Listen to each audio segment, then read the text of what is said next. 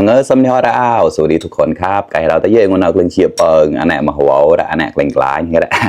วันเอาแขวะจันกวานเราถ้าแขวะจันมีสีพีกับเสียงวันนะจันกวานนะจันกวานจิตใจเราถ้าแกงไก่บ้านครับแกงฮังเลไก่บ้านครับบ้านแท้ๆครับแล้วก็มีแกงดอกกระเจี๊ยบเหมือนเดิมนะครับได้ขนาดเราได้แขวะกาเจ็บนะน้ำพริกปลาฮารอกแกะมีปลาเล็กปลาน้อยมานิดหน่อยครับแกะปูเต้าหลักในไปกบเชียเราตะเย่เนี่ยดิบนะแน่ละส่วนโซนครับแล้วตอนที่ข้างในเนี่ยใหญ่ๆนะมีผักมานิดหน่อยครับมากินข้าวด้วยกันครับไก่นกแก้ววัวเชียร์ได้พันเดอร์ไลท์ได้แชร์มาต่อเราได้เยอะต่อไปครึ่งเชียงกับมือจอลงนะลองแกลนาทีสดแกลจิบแกลเราละ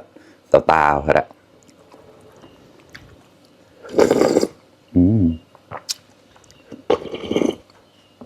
ก็เจอมือจอเผ็ดพุยเราวันนี้จนเราเปิดหมูงานเราแล้วมาน้ำพริกปลาครับรอกแกะเจ้าชินะนะพอวิเดเชียกันไหนปลาอะไรกลับมาครับเพื่อนๆ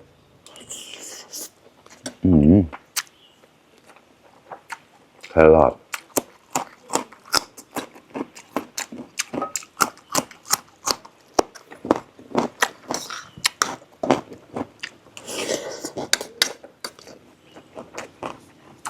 เมาปือ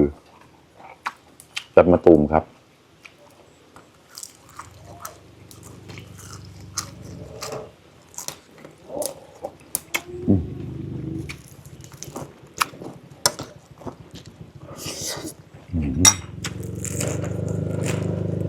ก็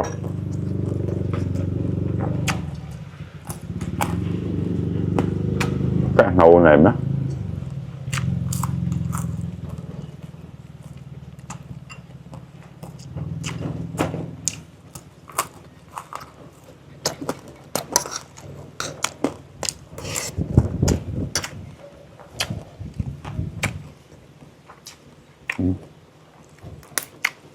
เป็นอะไรเนี่ย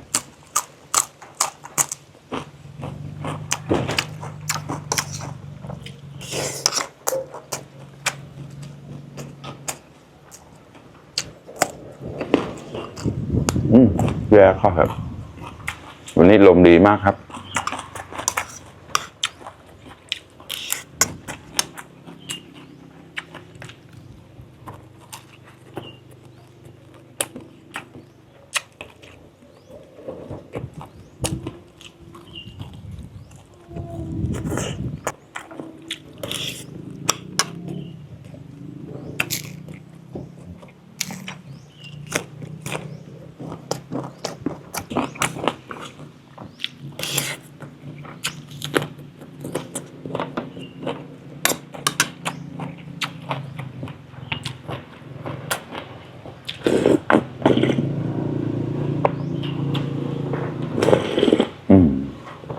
อร่อยมาก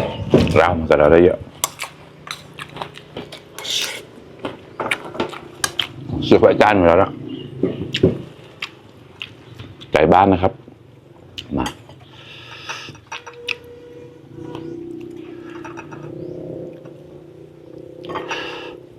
ได้กี่โมงนะโอ้ตายจอดโดนเสือไฟได้โดนเก่าๆแบบนั้นแล้วชอบแบบแห้งๆครับมา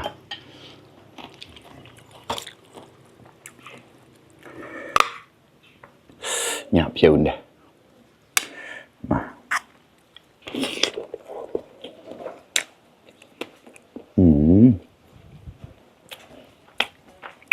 อร่อยมากราวมันกระดับเชียวเด้แบบพอมีจานทั่วไปนะ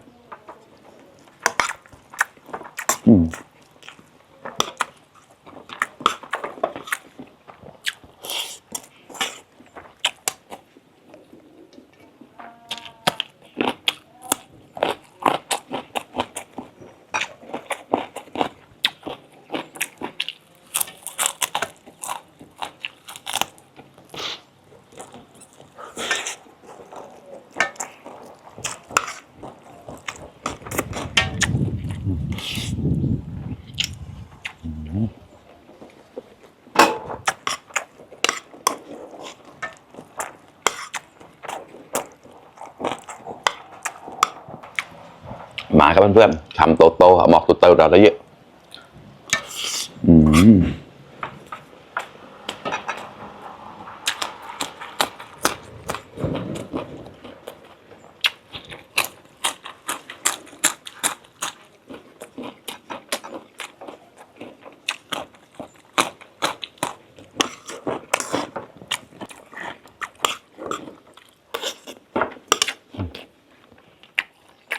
แจ้งเอา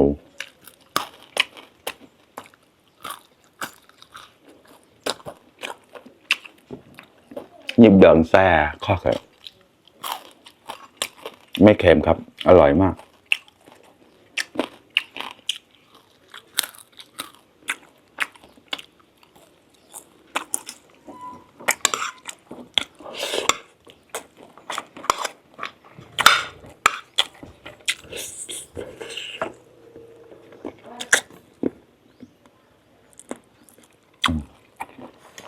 จนกวันจะดึงเหงาอย่างเราละเป็นไก่บ้านแท้เนี่ยเนื้อมันจะแข็งอ่ะไม่ใช่สิกระดูกมันจะแข็งนะ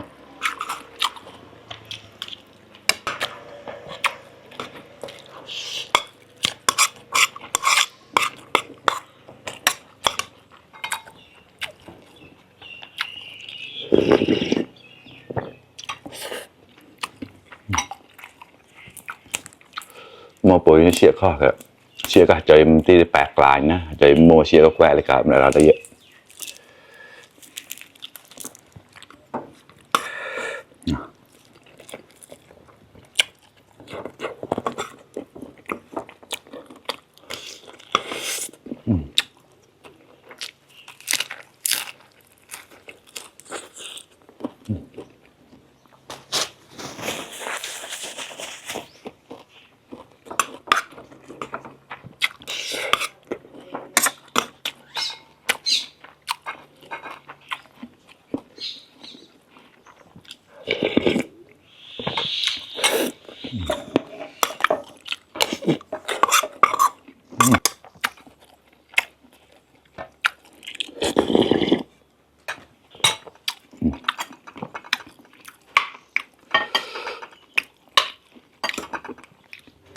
มาครับข้าวหมดแล้วแต่อยากกิน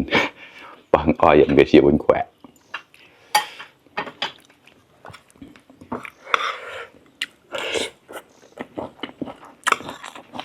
เก่าเลย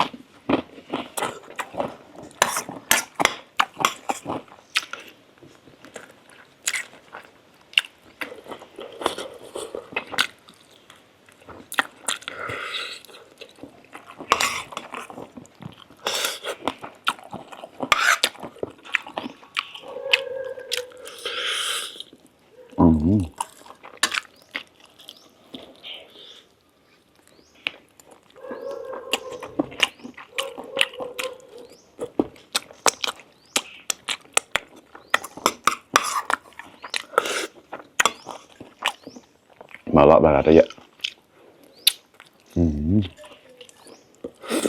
ข้าวหน้า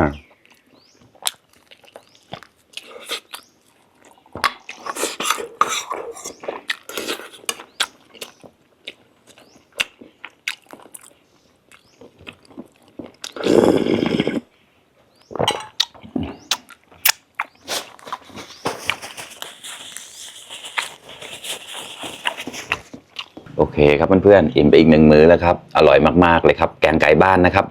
แซ่บเฉียบมวยมันกระตะเยอะมันเอาแขวะจ่ายนะจ่ายกวนจิตใจขนาดนะอย่างไม่จ่ายนะเมย์ลองเด็กมวยในตลาดนัดกับเสียงเวลาเธอจ่ายเนี่ยร้านละได้อะไรแบบนั้นแหละขอบคุณเพื่อนๆที่เข้ามารับชมทุกคนนะครับฝากเป็นกำลังใจให้ด้วยนะครับไพเดอร์ไลค์เดอร์แชร์เนี่ยเราต่อแต่นำมูชีพลันตีมันจะไม่เปิดเนี่ยนะเรียบกอมสอดสมฮอดก็ตั้งเกินราวบายบาย